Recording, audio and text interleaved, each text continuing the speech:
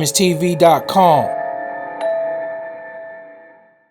Yeah, what it is, people, it's your boy Doggie Diamonds. You already know Doggie Diamonds TV. I'm out here with Choke No Joke. Since y'all seen us the last time, so much has transpired. The untimely death of Big Kap. The Tunnel documentary is coming. It's been a lot of, a lot of controversy surrounding the release of that. There's been a lot of cease and desist and blocking and tunnel books and all types of stuff that's supposed to be taking place.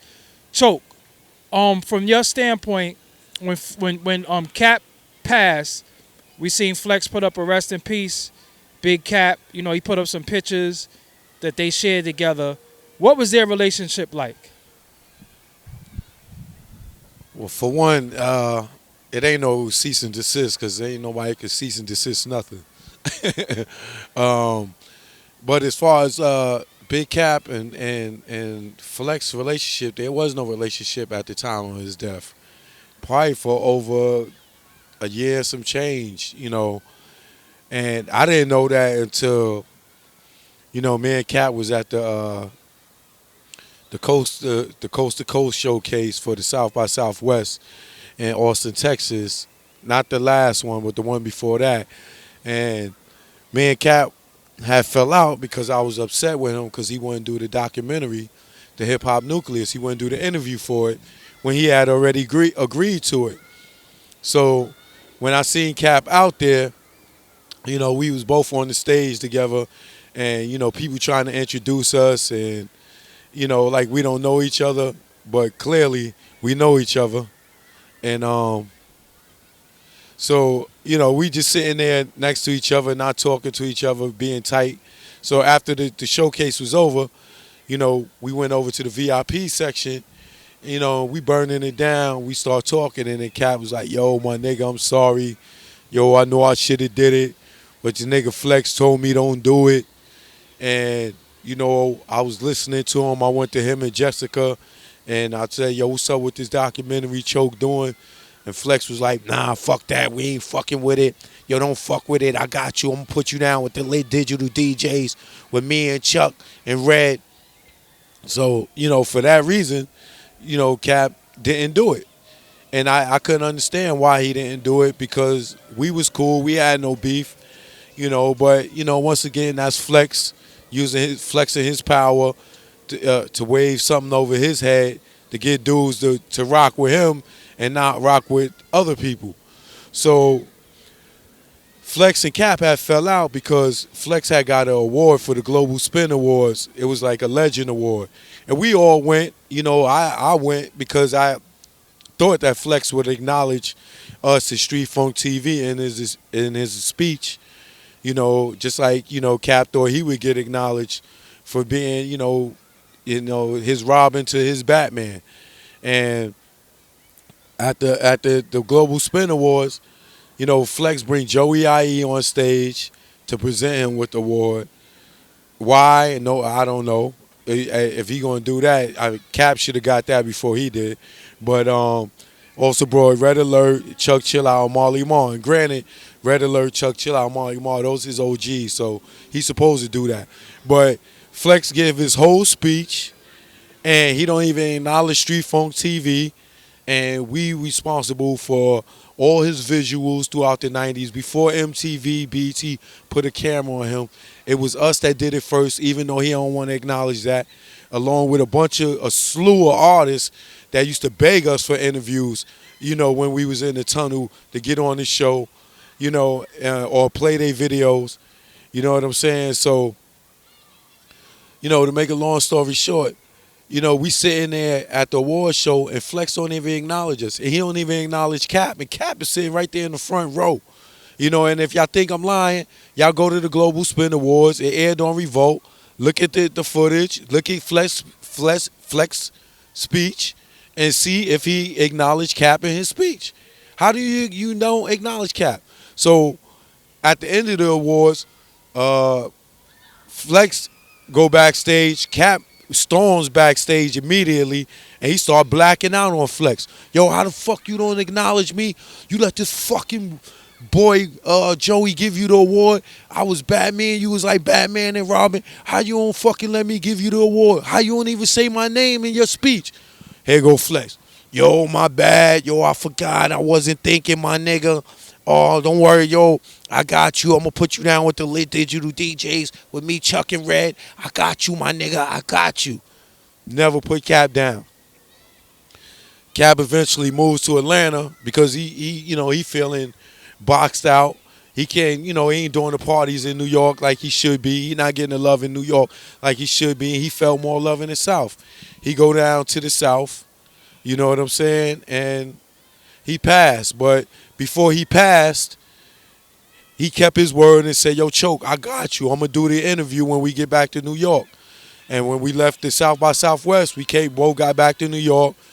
I went over to the studio where he be at, where Uncle Murder and them be recording. I shot him over there in the staircase. He gave the realest interview of his life. He even told the truth about Flex, aired Flex out a little bit. And y'all see that in the hip-hop nucleus. And me and Kap got cool again.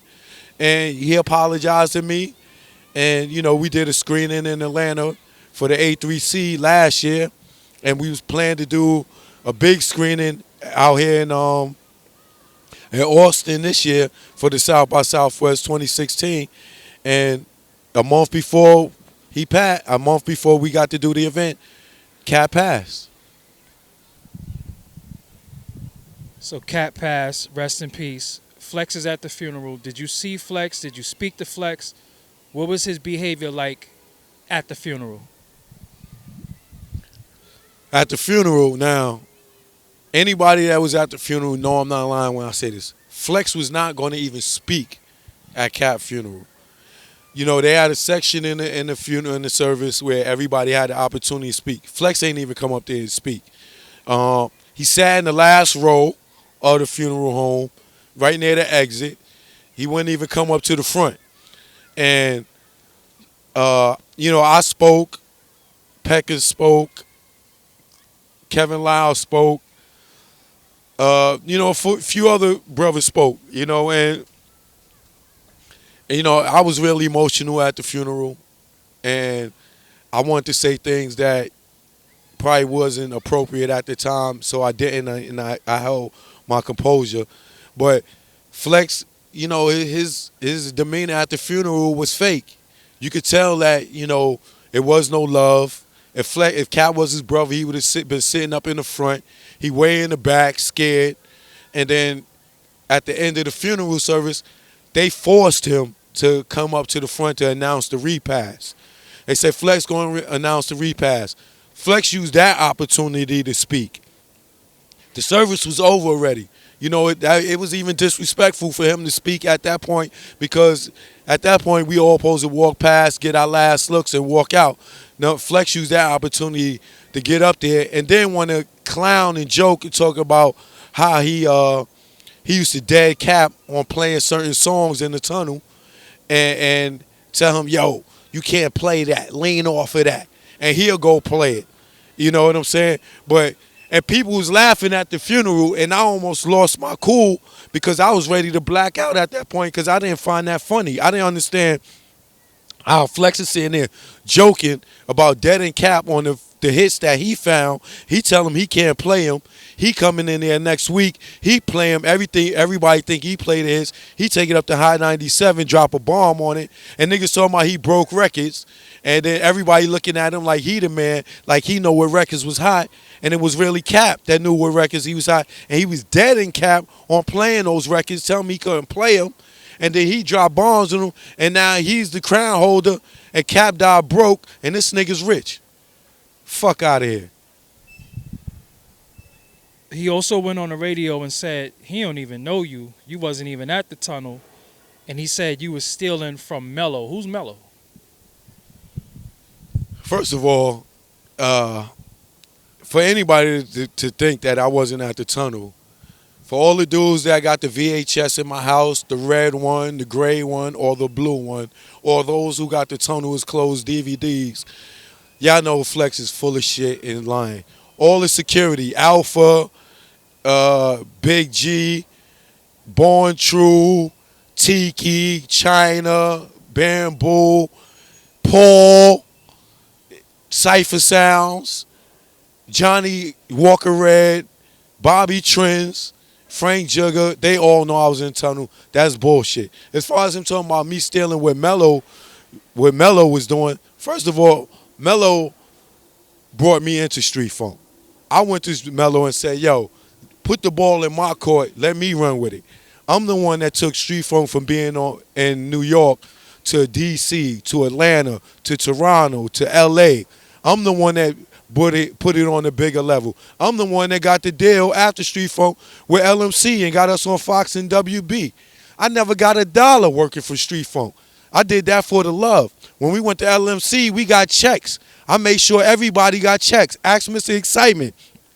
The first time he ever got a check as a host was when I got us the deal at Live Music Channel. I'm the one that made sure him and Charo got checks. I kept the same crew. Nothing changed when we went to Fox and WB.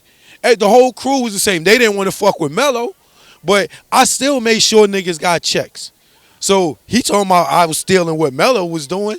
Nah, Mello hired me to come in and be the producer and director, and I was just ill at what I was doing. What was Mello doing? Mello had a regular 9 to 5. I was the one still in the industry running around. It's 20 years later. Who's the producer director? Me. All right? You know what I mean? Like, come on, dog. I'm the one that did the Street Team documentary for franchise. The Big Dog Pitbulls Street Team were born in them. You know what I'm saying? I produced and directed that. Yeah, Mello started Street Funk, but who was the one that kept the torch burning? Who's the one that got the who's the one that made the tunnel infamous? Who's the one that put all the visuals out there? Me. So me stealing what he did? Nah, I just made it better. I put fire under what he did. And what he do? He worked a 9 to 5 all these years. What I do? I grind these streets and became the legendary videographer, Choke No Joke. I went from the tunnel to Rockefeller with the camera, producing and directing, to BET, producing and directing, to feature films, producing and directing, to 7 straight independent DVD titles, to over 50 commercials, producing and directing EPKs, documentaries. Come on, nigga. Flex, you sound like a clown. How long you knew Flex? Cause it's like he say he don't know you, or you wasn't around. But how long y'all knew each other? And you also said before that y'all was messing with the same chick. Who was the chick? First of all, I knew Flex. I'm from Edenwald. Flex is from either 226 or 227th and between Paulden and Bronxwood. That's a 10-minute jog from my projects to his house. He been around Edenwald niggas his whole career. My cousin, I known Flex since I was 9 years old. My cousin Ben British is the first dude that started rapping with Flex. Mello is the one that taught Flex how to DJ in the beginning. My cousin Ben British is the one that was rapping that introduced Flex to Little Mike. Little Mike knew Russell Simmons and Andre Harrell. Soon as Flex got around Little Mike and got cool with Little Mike, he cut off my cousin Ben British. You know what I'm saying? Ben British lived on 229th Street between Paulden and Bronxwood. He started hanging around Little Mike. Next thing you know, he cut off him, right? So now, here he go. Y'all want to know where Flex got the mic flavor from? It's a dude from Edenwald Projects named Kitty O.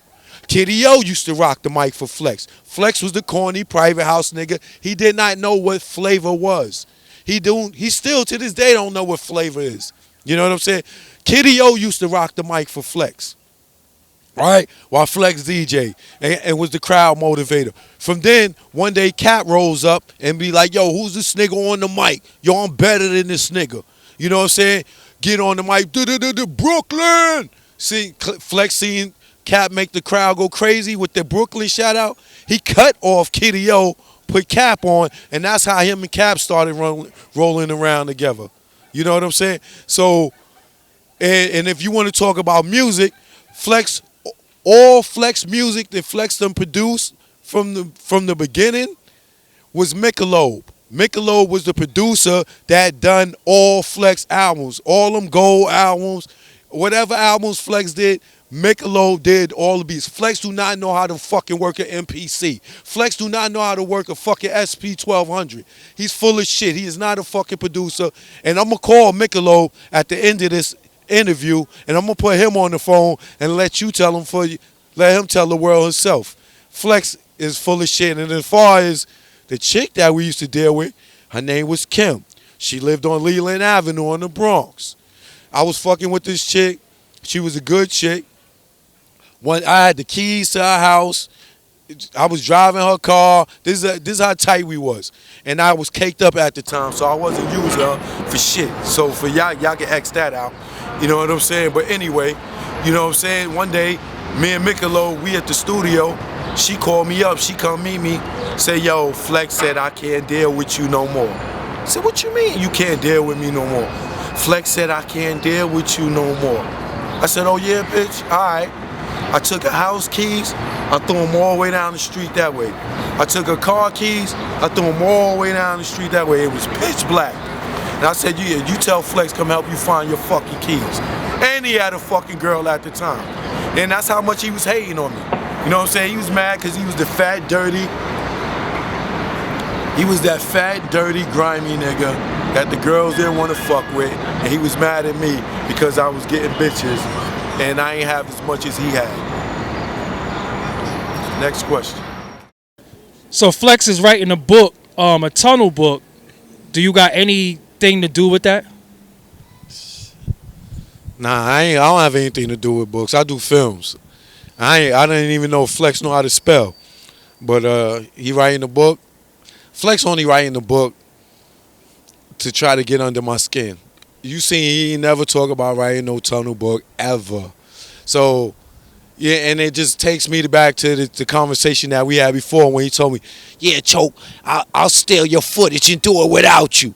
And I'll go get Snoop, and I'll go get Puff Daddy, and I'll go get this person and that person. But, you know, like I said, he just doing... You know, Flex is doing the book to get under my skin. You know what I'm saying? It just takes me back to when he was talking about, yeah, Choke, I'll steal your footage and do it without you. You know? So he just doing the book to get under my skin. Flex can't even spell. How the hell are you going to write a book? Fuck out of here. Somebody writing it for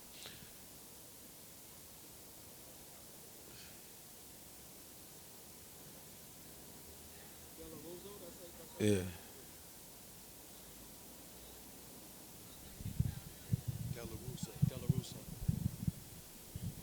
So yo, did you really call Dr. Della Russo and ask them how they still supporting Hot 97 and Summer Jam? You did that? Yeah, I did that, man. I was dead serious because I don't understand how Flex could beat up his wife, beat up Steph Lover. And no disrespect to Monica, no disrespect to Steph Lover. I'm not saying this to try to embarrass y'all or, you know, to put y'all out there. But I just don't understand how MS Communications and High 97 can watch this man get convicted of domestic violence and this dude still have a job. Like they made Mr. C lose his job for some shit that he did on his personal time. But Flex, he could physically assault women and they still keep him employed. I don't understand this. And he's such a tough guy with the ladies. You stay beating up women. You wasn't beating up nobody in skate key when you was a skate guard, when you had them leg warmers on. Yo, Flex used to be in his skate key with leg warmers on. Nigga, he was a skate guard. No bullshit. A motherfucker that skate around the floor and pick people that fall on the floor. Now he was a security guard, skate guard. He picked up the kids that fell on the floor. He rolled around with the other families and helped sing happy birthday when it was a little kid birthday. He was a skate guard, skate key. And before we forget this, he said he got capped $750,000 for an Alcatraz album. What you know about that? First of all, let me tell you something. In his little rant, he's like, yeah, Cap got $750 grand for his Alcatraz album.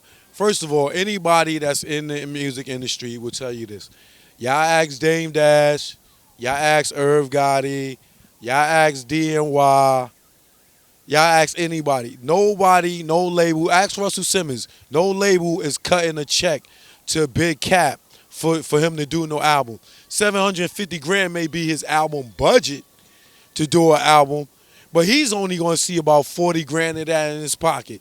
They is not cutting no check to Big Kap and be like in hopes that Big Kap going to turn over an album to them. So for him to say Big Kap got 750 grand for an Alcatraz album ain't no different from Trinidad James getting 2 million for a deal from Def Jam to do an album. They not putting no $2 million in nobody's pocket. That's your album budget. And stop talking to the people like they stupid, Flex. And that shit you saying about somebody who was hugging somebody else's nuts at that time, you better watch your mouth with that disrespectful shit, because you the only one out here is an undercover fucking lover brother. We know what time it is with you, nigga. We know what time it is with you. You flip-flopping. And that Spanish chick that's with you, she better make sure you put a condom on it every time, nigga. Dirty nigga. Biggs is home. Did you speak to Biggs yet? And what you think about the interview he did with Rap Radar? Biggs, welcome home, Biggs. Nah, I ain't see Biggs yet.